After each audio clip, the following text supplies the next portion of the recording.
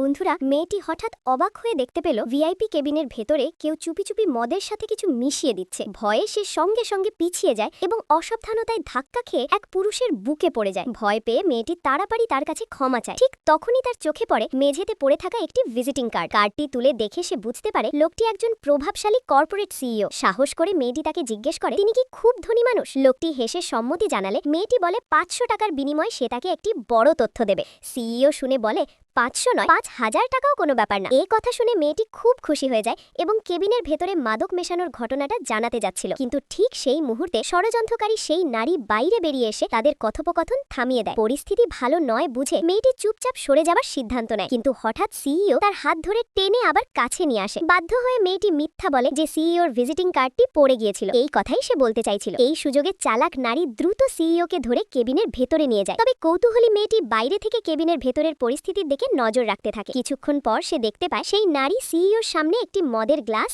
এগিয়ে দিচ্ছে। আর তখনই মেয়েটি চূড়ান্ত সিদ্ধান্ত নেয় আর দেরি নয়, সে এখনই ভেতরে ঢুকে সব সত্য প্রকাশ করবে।